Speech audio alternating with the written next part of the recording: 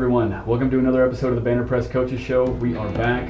We only have 2 weeks of the regular season left. This coming week, Huntsville is your final road trip of the season. Before we jump into that, Coach, you got a good win against Willis. Sure. You did what you were supposed to do. You got that win despite the elements, the cold and the wind.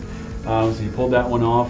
It's well done. That moves you up in the rankings. So now, as we knew before, it's still messy at the top. Yeah. Anything can still happen with the final 2 games that are left.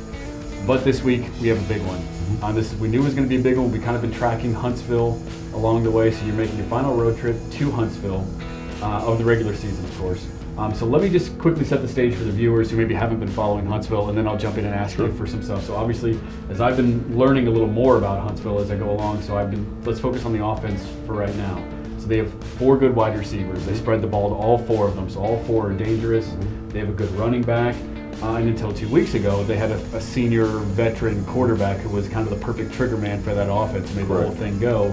He then partially tore his MCL 2 weeks ago, and is probably sidelined for the rest of the season.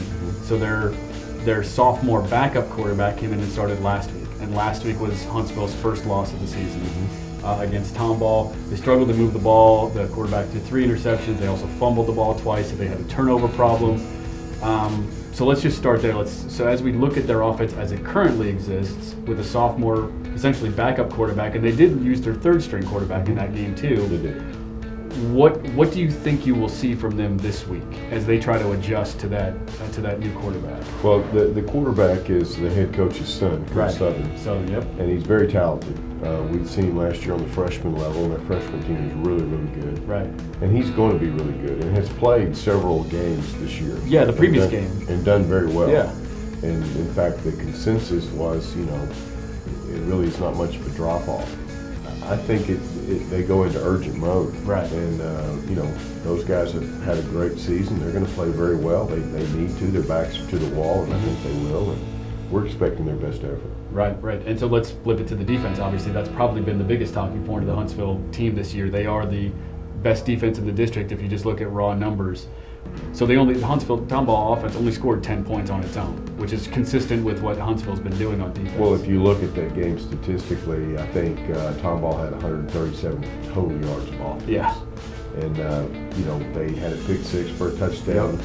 They recovered a fumble inside the 10, got a field goal, and they had a 0-yard punt that put them in great field position. And that's how they scored their touchdown. So they did not, by any means, move the football.